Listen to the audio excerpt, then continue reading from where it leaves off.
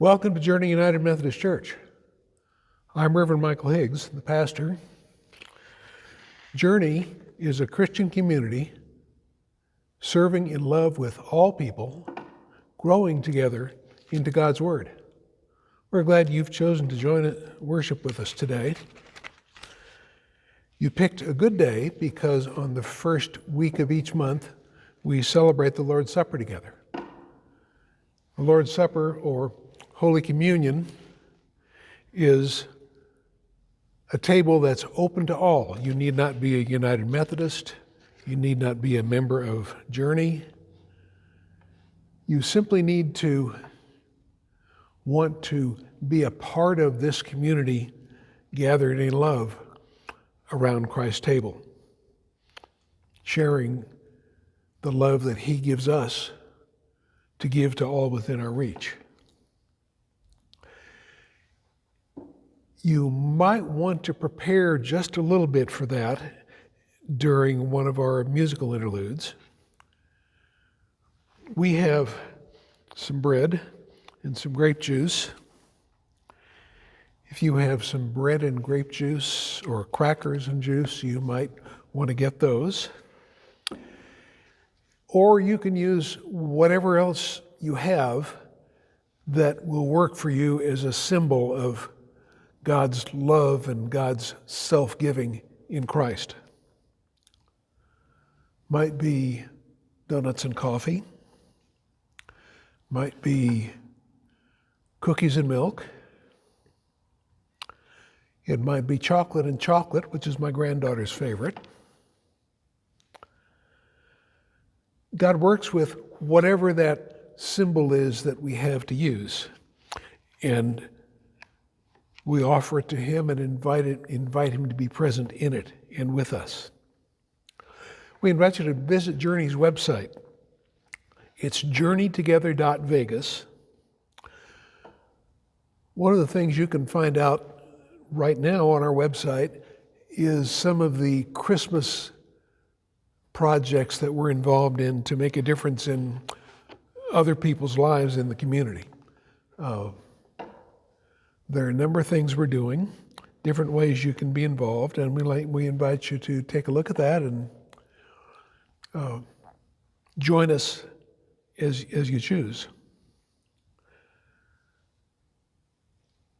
If you're watching on YouTube, which most of you probably are, we invite you to like this program, if you do, and to share it, and to leave a comment for us. We're still learning how to use that comment section, but we appreciate some of the good words we've gotten. But we'd like to hear from you. So like and share and comment with us on YouTube as you can.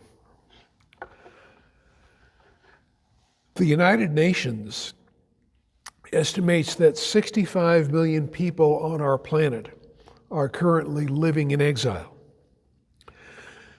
This morning, we'll explore what it means to be in exile, how you become one, and how you find your way home. And we'll explore how our experience in this pandemic and other sudden changes that have been happening in life may make us feel disconnected, homeless, exiled. Our first reading is a prophetic word to Jewish exiles in Babylon in the middle of the 6th century.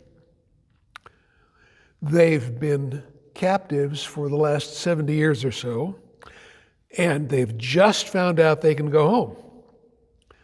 And the prophet celebrates that good news with them and looks forward beyond their immediate situation to the day when God does something really big, not just for their tribe, but for all humanity and the whole planet.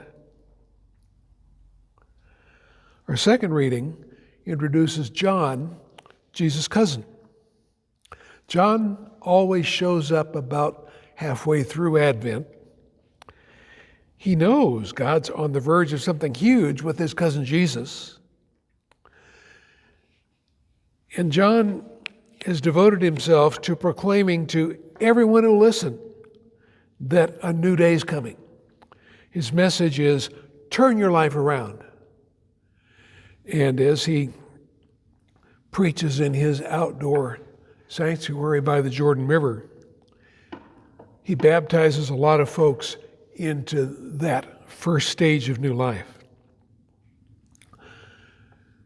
John shows up because he borrows the prophet Isaiah's language, which we often read about this time in Advent.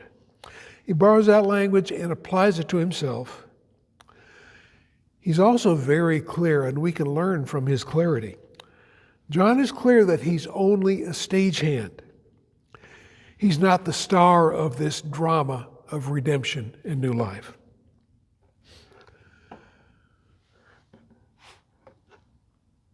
As we prepare for worship this morning, we use this ritual that may or may not be familiar to you. You can see we've added a new Advent wreath made by one of our members. Each week, we light a candle. We will light another purple one today, and then a pink one, and then a purple one, and then the Christ candle on Christmas Eve. Listen now as we pray and reflect together and light the second Advent candle. Let us gather around the Advent wealth with open and hopeful hearts as we wait for the Christ child. Today we light the second candle, the candle of peace. May it remind us that Christ, the key to peace, which passes all understanding. Let the hope in our hearts that paves the way for the peace of Christ. In John's Gospel, Jesus says, "Peace I leave with you, my peace I give to you. I do not give you as the world gives. Do not let your hearts be troubled, and do not let them be afraid." As we light the candle of peace, may the candle be lit in your hearts, that we might share the peace of Christ with one another.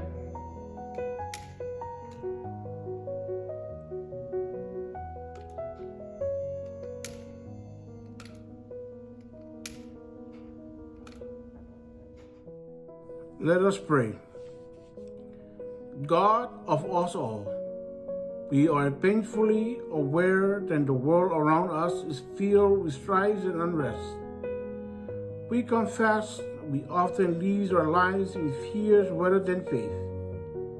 We pray that the flickers of hope and peace in our hearts may grow into a holy fire whose love warms others. In a time of holy waiting, let it be so. Amen.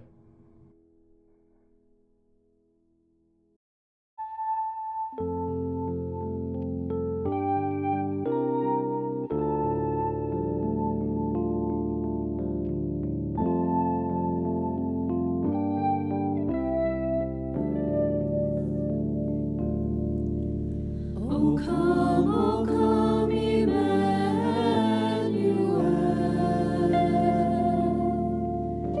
and ransom captive Israel. That mourns in lonely exile here,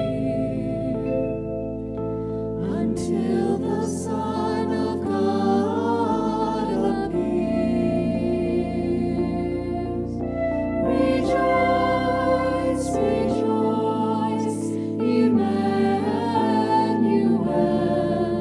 shall come to thee, O Israel.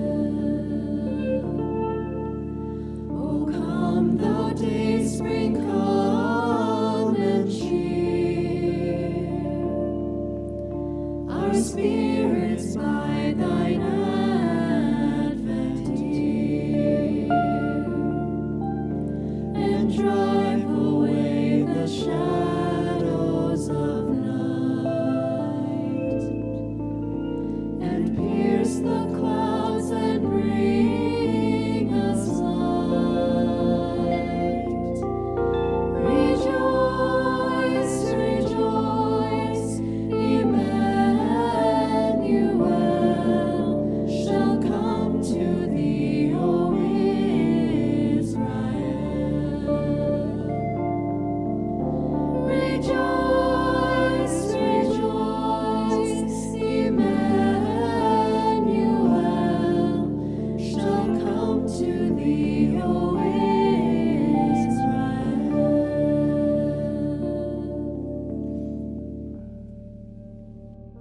Our Bible reading from the Old Testament.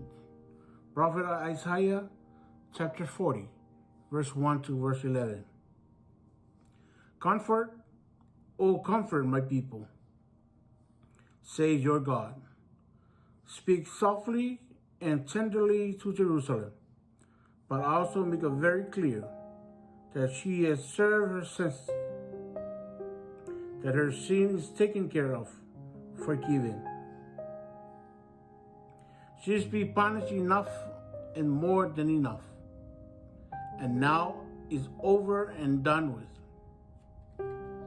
Thunder in the desert. Prepare for God's arrival. Make the road straight and smooth.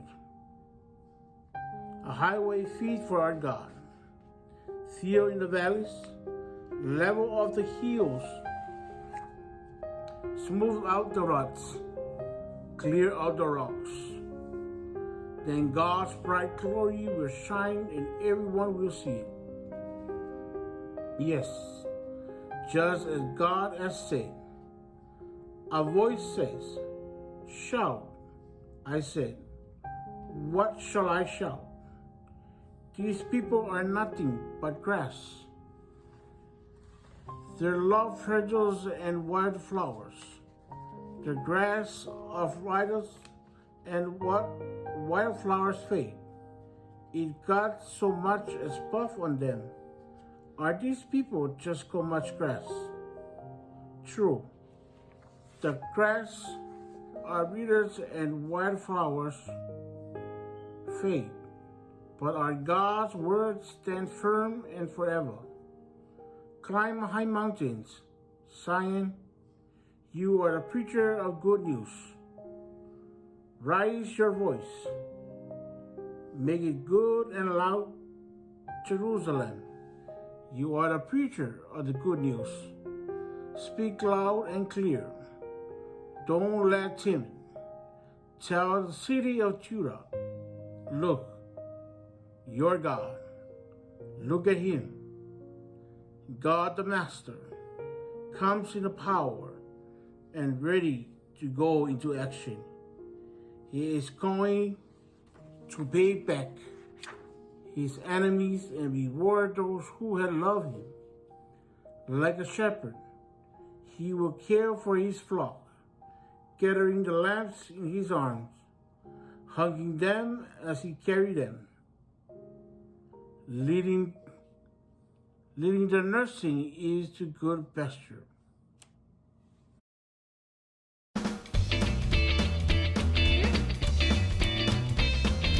Good morning, and welcome to Children's Time. Today, I need you to help me with my lesson. So each time you hear this bell, you are going to respond with, hear ye, hear ye. And I have a helper here, too, to help you remember, although she insists on staying off camera. Before the days of printed newspapers, town criers walked through the streets ringing a bell. Hear ye, hear ye. Then they shouted out the news from every street corner, announcing the time of town meetings and other items of interest to the people. Even after printed newspapers came along, you could walk the streets of a city and hear the voice of a newspaper boy crying out, "Extra, extra, read all about it." Then he would shout out the day's headlines, hoping to get the attention of those who were passing by so that they would buy a newspaper. Hear ye, hear ye. Today, people get the news in a lot of different ways. Think for a moment about how your family gets the news. Maybe they rely on the newspaper. I have a friend, Sylvia. She reads the newspaper cover to cover every single day. But some people get their news from the internet. Other people get news by listening to the radio. Probably the main way that people get the news today is by watching television. But sometimes it comes in the form of an email or a text even. No matter how you get the news, it's important to know what's going on in the world around us, even though it can be a little scary. Hear ye, hear ye. Long before Jesus was born, God spoke through the prophet Isaiah to tell how he would spread the news of the coming of the Messiah. Hear ye, hear ye. This is what God said through Isaiah. I will send my messenger to prepare the way. He will be a voice of one crying in the desert. Prepare the way for the coming of the Lord. Clear the road for him. John the Baptist was the messenger that God chose to bring this good news to his people. Hear ye, hear ye. John was a very unusual man who wore clothes made of camel hair with a leather belt around his waist. His favorite food was locusts and wild honey. Everyone has something unique or unusual about themselves. What's that for you? For example, my daughter likes to wear mismatched socks. Have you ever done that? John traveled around in the desert preaching that people should repent of their sins and turn to God. Repent means to tell God that when you know you have done something wrong and stop doing those wrong things. When people listening to John the Baptist confessed their sins, he baptized them in the Jordan River. Hear ye, hear ye. John the Baptist was very popular and had a great following, but he always told the people about Jesus. Someone is coming soon who is greater than I am, he said. He is so much greater than I am, not even worthy to stoop down and untie the straps on his sandals. Yes, John was faithful in bringing the news to the people. Hear ye, hear ye. It's been 2,000 years since God sent his son, but God still needs messengers to spread the news. This year, as we celebrate our Savior's birth, won't you be one of God's messengers to share the good news with others? Hear ye, hear ye. Will you pray with me? Dear God, we thank you for this very special time of year when we celebrate the birth of Jesus. There are many who don't know about Jesus. Help us be your messengers and share the good news. In Jesus' name, amen. Hey, thanks for joining me, and I'll see you next week on Children's Time. Bible reading from the New Testament, the Gospel of Mark, chapter 1, verse 1 to 8. The good news of Jesus Christ. The message begins here. Following to the letter and scroll of prophet Isaiah. Watch closely. I'm sending my preacher ahead of you. He'll make the road smooth for you. Thunder in the desert, prepare for God's arrival. Make the road smooth and straight. John the Baptizer appears in the wild preaching of baptisms of the life change that leads to forgiveness of sins that people thrown him from Judah and Jerusalem. As they confessed with their sins, were baptized by him in the Jordan River into the changed life. John wore a camel hair habit, tied at the waist with a leather belt. He ate locusts and wild field honey. As he preached, he said, the real action comes next. The star in this drama, to whom I am married, stated, will change your life. I'm baptizing you here in the river, turning your life in for the kingdom's life. His baptism, a holy baptism by the Holy Spirit, will change you from the inside out. People become exiles when they're caught in a perfect storm of impossible circumstances. Natural disaster, terrorism, famine, political, cultural, economic turmoil. Those are just a few of the forces that create exiles.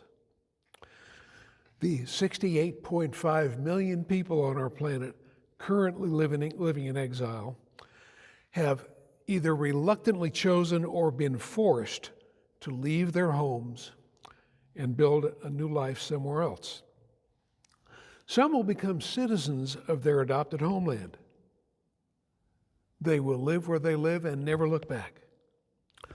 Others will never quite belong in that new place. No matter how remote the chance, no matter how long it may take, they live toward the day when they can return home. I find that many of us have come to feel exiled from our own lives.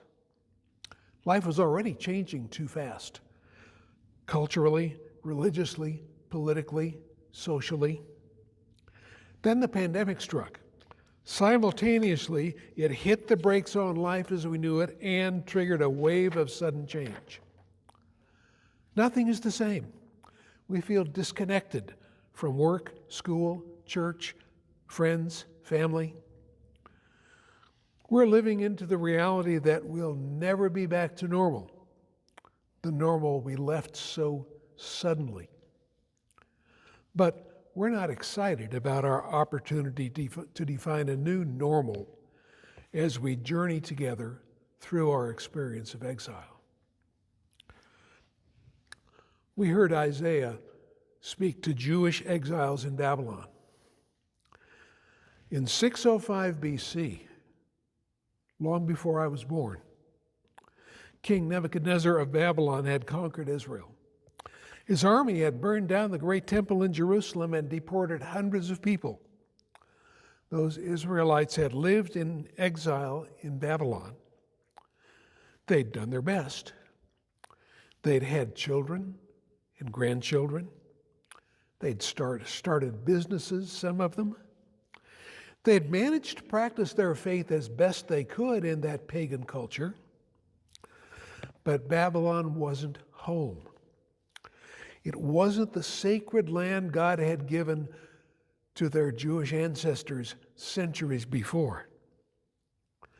These exiles viewed their defeat and deportation as God's judgment on Israel's unfaithfulness. Life in exile felt like an endless prison sentence. And then in 538 BC, Persia conquered Babylon. King Cyrus told those Hebrew exiles they were free to go home. She served her sentence, the prophet proclaims. Her sin is taken care of, forgiven. It's a new day, exiles. Your burden's been lifted. The past is past. The future is open. We're going home to the land God gave our people. And about that road building project, the God we're going home to meet is coming to meet us. All that work isn't so that we can reach God. It's so that the God we want to reach can reach us. It's to help God's bright glory shine around us, in us, through us. Did you hear the dialogue between God and the prophet? Shout, God tells him. What shall I shout? The prophet asks. He's not convinced folks will listen to him. After all, these exiles are fragile, vulnerable, oh, so very human. The grass withers, the flowers fade, if God so much puffs on them. Not a nice way to describe your fellow tribespeople. They're just like the grass and the wildflowers in our desert, Isaiah says. They're just like us. But God's word stands firm forever. Isaiah, you're not on a solo mission. God's with you all the way. Get your world-shaking news out there. Go tell my people their amazing future story. Tell it to these exiles on the way home. You'll have plenty of time to talk. Tell it to all whose lives their lives touch. Tell it to all you can imagine that you can reach. Tell it to all you didn't dare to dream you could reach. Tell them God's new day has come. God's word stands firm forever for God's people. Most of us, we all have a past story, and a present story that we're caught up in right now, and a future story. We know our past story very well. We lived it. Our past story defines us. Family, work, school, military service, some brilliant decisions and some not so brilliant ones. All those experiences make us who we are. We can learn from our past story. What worked? What didn't? We can learn from our past to find our way forward. But the past is not the end of the story. Our future stories shape the rest of our lives. Where am I headed? Where do I see myself a year from now? 5 years? 10 years? Our future stories, or lack of them, shape the rest of our lives. Yes, old as you may be, you still have a future. You still have a future story that matters. The future stories of our family, our church, our business, our nation shape our day-to-day lives, for better or for worse. And all these future stories fit into God's big picture future story. Look, the prophet exclaims, your God comes in power, ready to go into action. Remember the slogan we heard often during the recent election? Build it back better. Isaiah dreams the world better. He tells the ultimate future story. He dreams God's dreams and invites us to share them and help them happen. Isaiah envisions God coming powerfully to right wrongs, to restore justice, and to care for his flock like a gentle shepherd. Want to know more about Isaiah's big picture dream? Read the beginnings of Isaiah 2, 9, and 11. In those chapters, you'll discover God's dream of peace for all who share our planet. Read Isaiah 35. You'll find a vision of God's new creation blossoming, offering healing to the sick, becoming a place of everlasting joy where sorrow and joy, that's not right.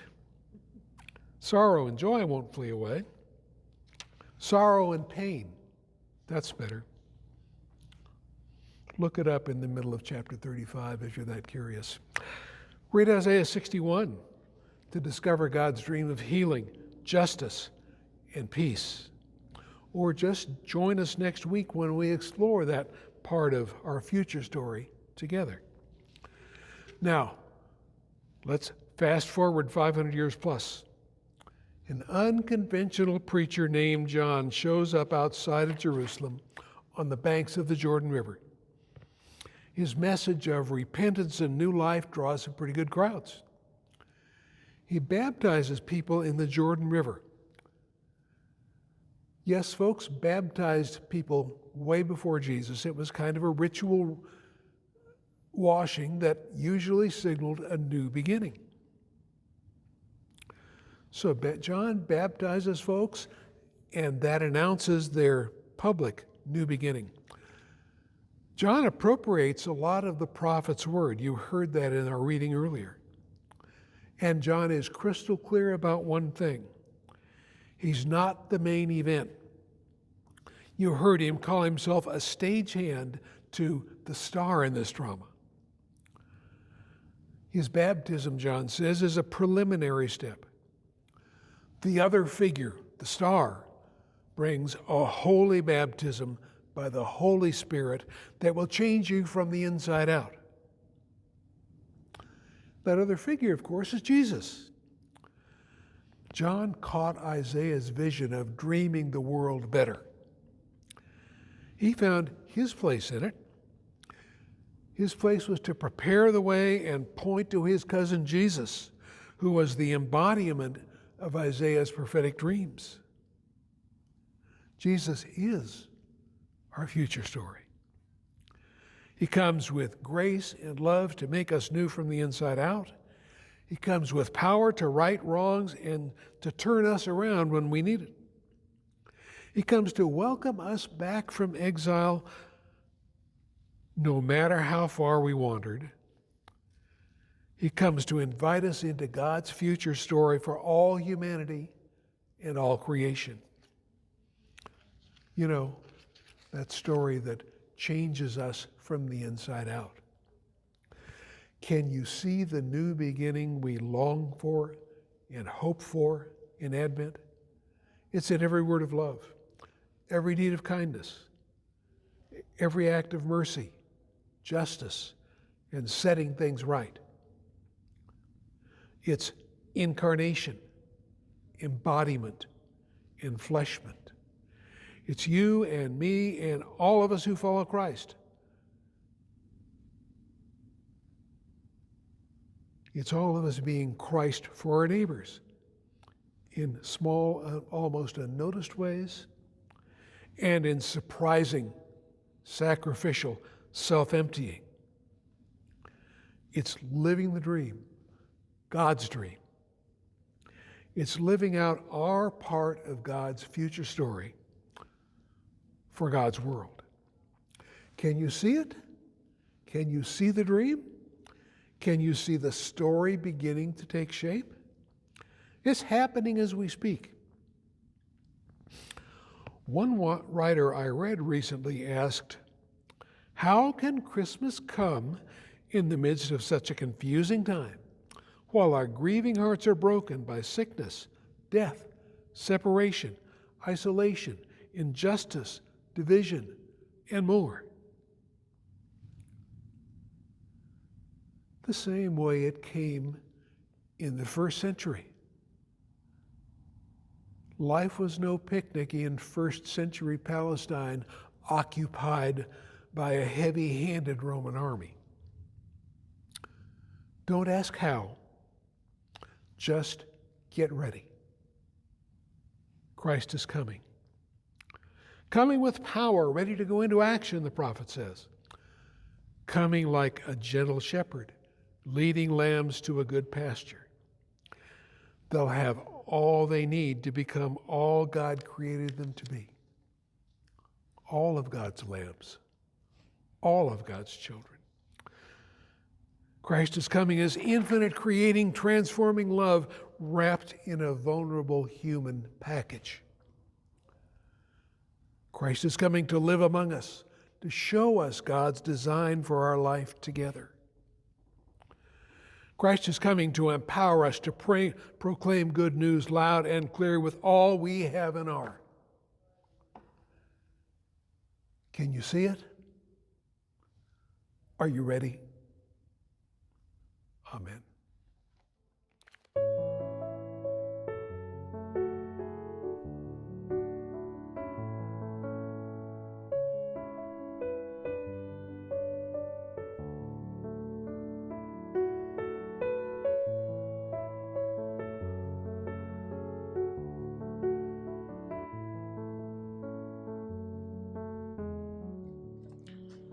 Let us pray.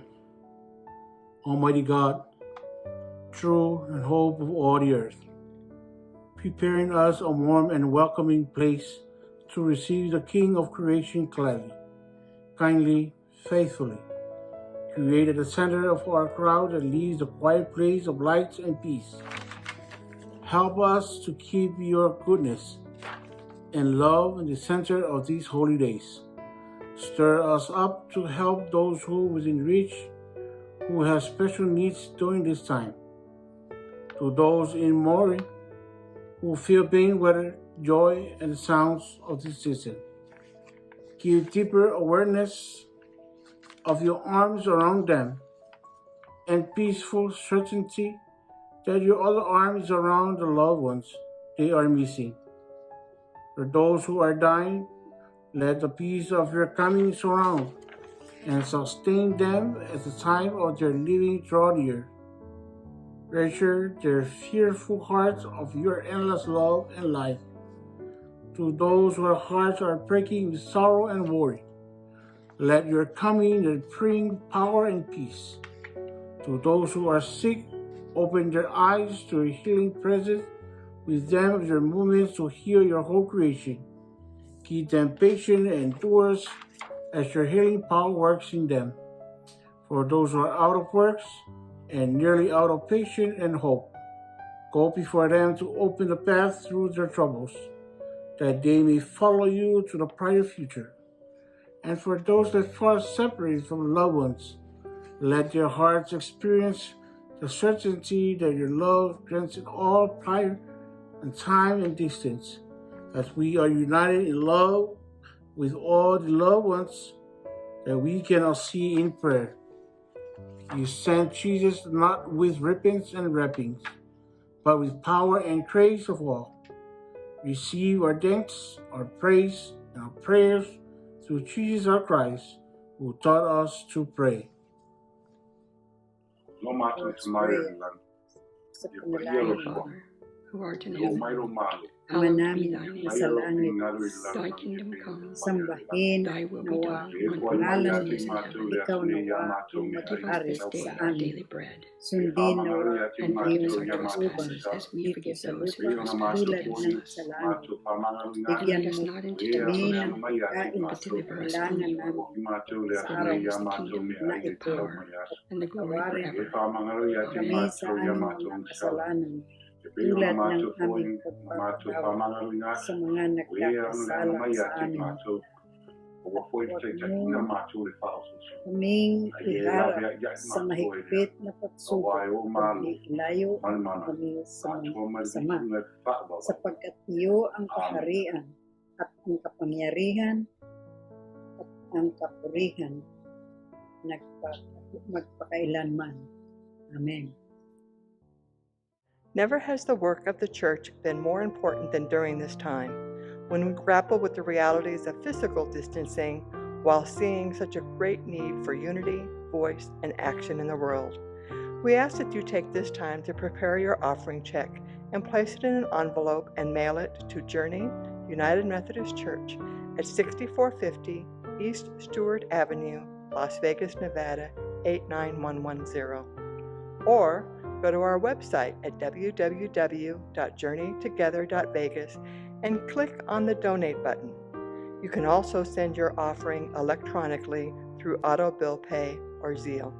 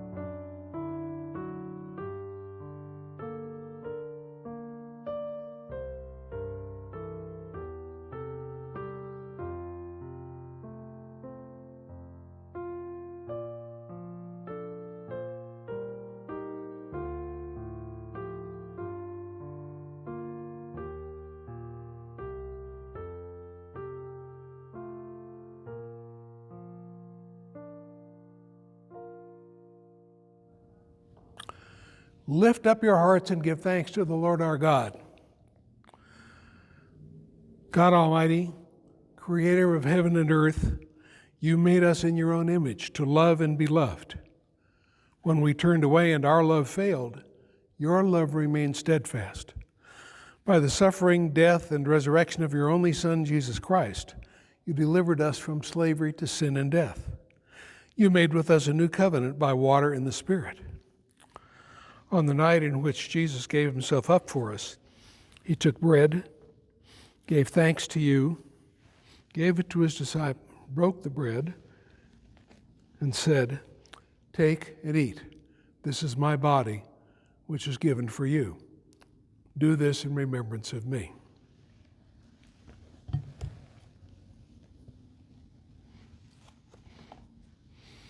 After supper, he took the cup, said the blessing, gave it to his disciples and said, "Drink from this, all of you. This is my blood of the new covenant poured out for you and for many for the forgiveness of sins." As often as you do this, remember me.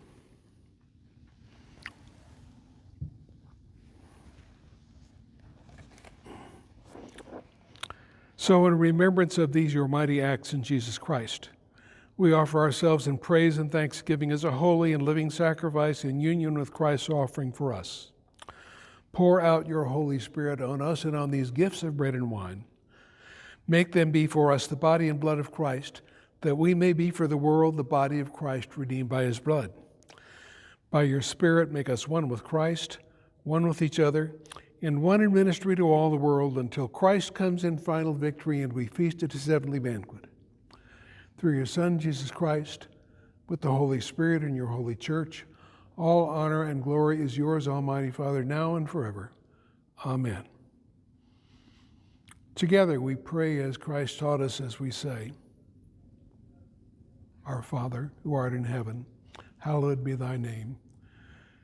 Thy kingdom come, thy will be done on earth as it is in heaven. Give us this day our daily bread. Forgive us our trespasses as we forgive those who trespass against us. Lead us not into temptation, but deliver us from evil. For thine is the kingdom, the power, and the glory forever. Amen. This is the body of Christ given for you.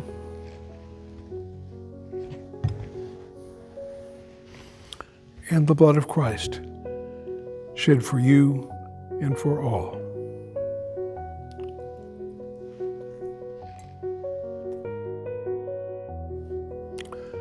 God has claimed us as his own in Christ. He has called us to be his children. As we share the Lord's Supper, he has filled us with himself, with his life. Now God sends us into the world God created, the world God loves. Sends us to carry out the prophet's commission. Shout, shout good news. Shout with our whole being, with every tool at our disposal. Shout that this is God's world. It's good. God loves us more than we know. Go in the peace and power of God, the Father, the Son, and the Holy Spirit. Amen. Ding dong, ding dong, ding dong, ding dong. Ding dong, ding dong, ding dong. Ding dong, ding dong, ding dong. Ding dong, ding dong, ding dong, merrily on high. In heaven the bells are ringing. Ding dong, merrily the sky is burning with angels singing.